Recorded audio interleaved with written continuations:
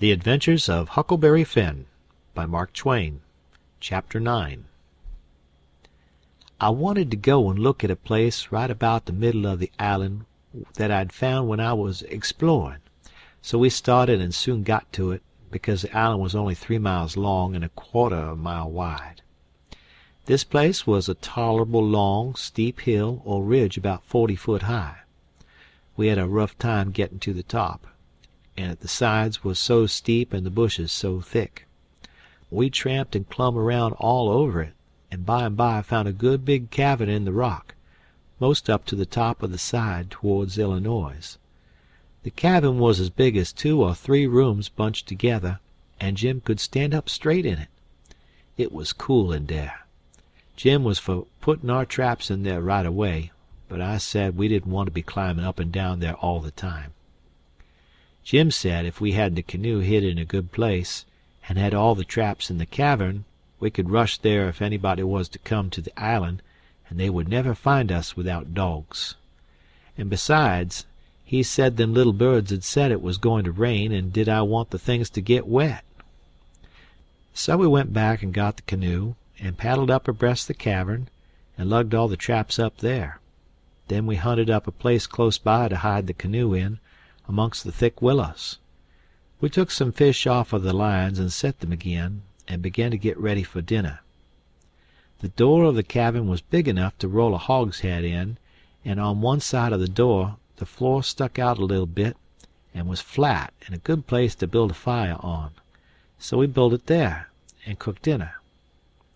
We spread the blankets inside for a carpet and eat our dinner in there. We put all the other things handy at the back of the cavern. Pretty soon it darkened up, begun to thunder and lighten, so the birds was right about it. Directly it begun to rain, and it rained like all fury, too, and I never see the wind blow so. It was one of them regular summer storms. It would get so dark that it looked all blue-black outside, and lovely, and the rain would thrash along by so thick that the trees off a little ways looked dim and spider-webby, and here would come a blast of wind that would bend the trees down and turn up the pale underside of the leaves, and then a perfect ripper of a gust would follow along and set the branches to tossing their arms as if they was just wild. And next, when it was just about the bluest and blackest, psst, it was as bright as glory, and you'd have a little glimpse of tree-tops plunging about away off yonder in the storm, hundreds of yards further than you could see before. Dark as sin again in a second, and now you'd hear the thunder let go with an awful crash, and then go rumbling, grumbling, tumbling down the sky towards the underside of the world, like rolling empty barrels downstairs, where it's long stairs and they bounce a good deal, you know. "Jim, this is nice," I says. "I wouldn't want to be nowhere else but here. Pass me along another hunk of fish and some hot cornbread." "Well, you wouldn't have been here if it hadn't have been for Jim. You'd have been down there in the woods without any dinner, and getting most drownded, too. Dat you would, honey. Chickens know when it's gwine to rain, and so do the birds, child." The river went on raisin' and raisin' for 10 or 12 days, till at last it was over the banks. The water was 3 or 4 feet deep on the island in the low places and on the Illinois bottom.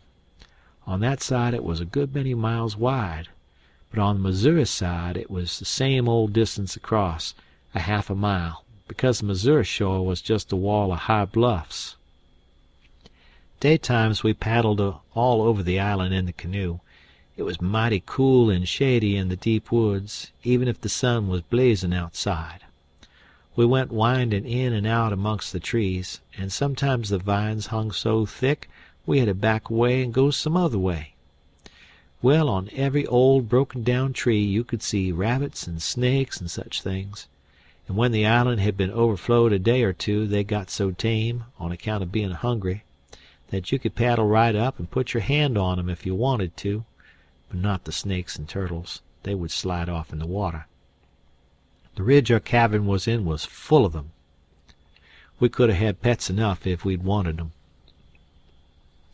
One night we catched a little section of a lumber raft, nice pine planks, It was 12 foot wide and about 15 or 16 foot long, and the top stood above water 6 or 7 inches.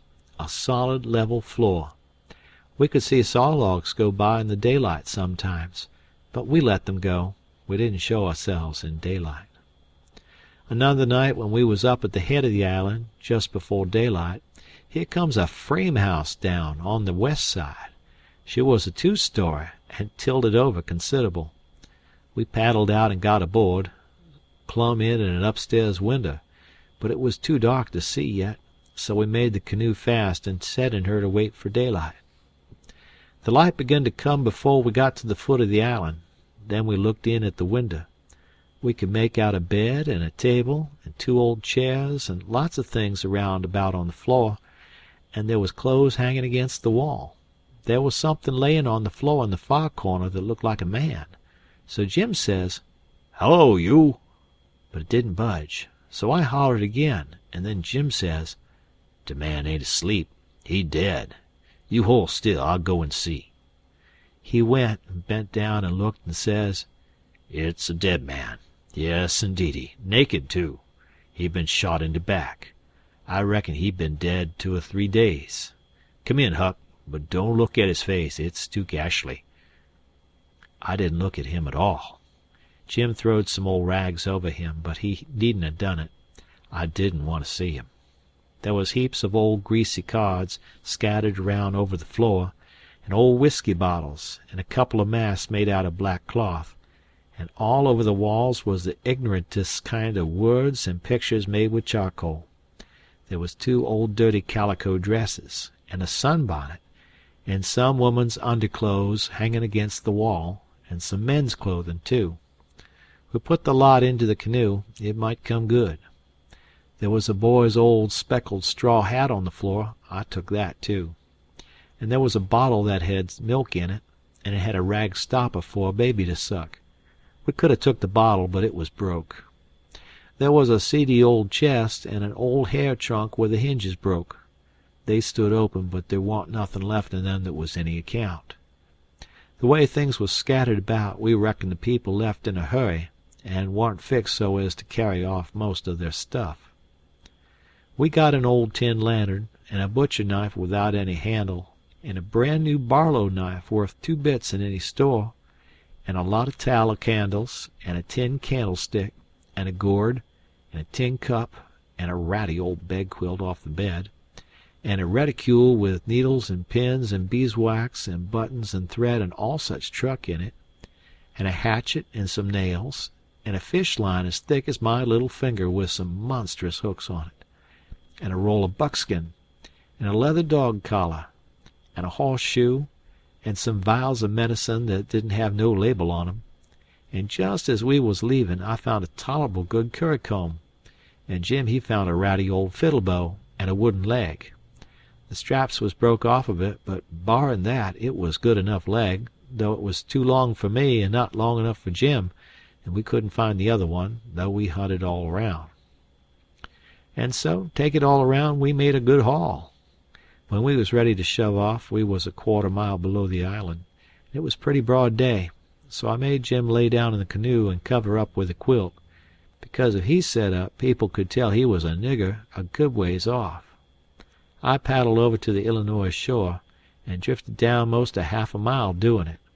I crept up the dead water under the bank, and had no accidents and didn't see nobody. We got home all safe. End of chapter.